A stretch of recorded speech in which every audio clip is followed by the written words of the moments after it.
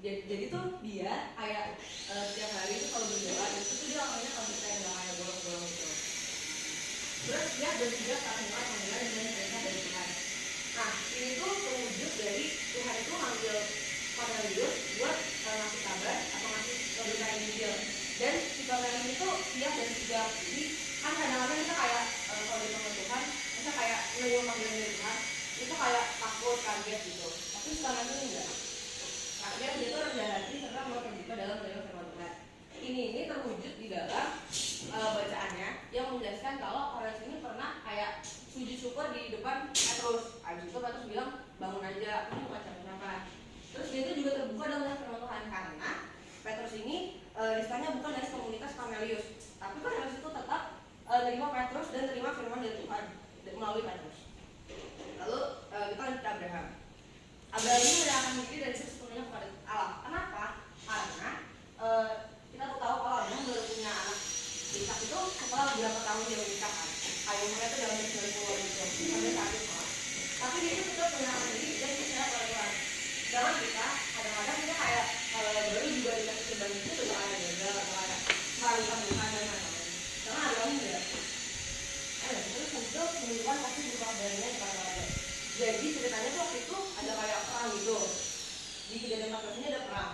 Nah habis itu Lot itu tuh sepupunya Abraham sama sepupu keponakannya itu tuh kayak diserang gitu sampai ada harta benda yang diambil.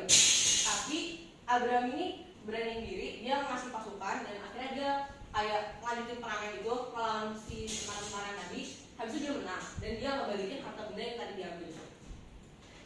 Yang ketiga, mendahulukan orang lain sebelum diri sendiri. Kejadian 13. Nah, di Kejadian 13 ini jadi tuh ada tanah lapangan gitu gede banget. Isinya tuh kayak ada ternak-ternaknya si Abraham ini. Nah, Abraham sama Lot itu tuh sempat berantem karena kan saking banyaknya dan saking kayanya Abraham sama Lot ini, jadi kayak bisa aja nggak muat gitu kan di tanah lapangannya itu. Nah, tapi akhirnya Abraham tuh minta buat Lot milih dulu. Lot tuh mau di mana sih ternaknya ditaruh di mana. Nah, habis Lot milih, baru Abraham yang milih. Habis itu sabar dan senantiasa percaya terhadap janji Tuhan.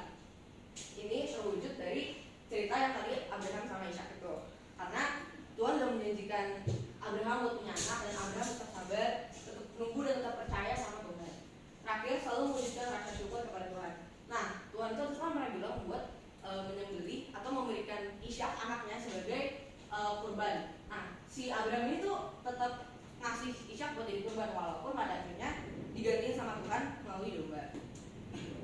Nah, action. Apa aja sih yang bisa kita wujudkan dari prinsip tadi? Pertama, konsisten yang disiplin dalam membaca Tuhan, berdoa dan komunikasi dengan Tuhan. Ini tuh menurut aku salah satu yang susah karena pasti ada aja kayak kita bolong-bolong gitu kayak kita lupa, kayak emang sibuk dan lain-lain. Habis itu kedua, memberikan sedikit dari apa yang kita miliki kayak penyisian uang jajan, terus makan mainan di gereja, memberikan sedikit apa yang kita miliki ini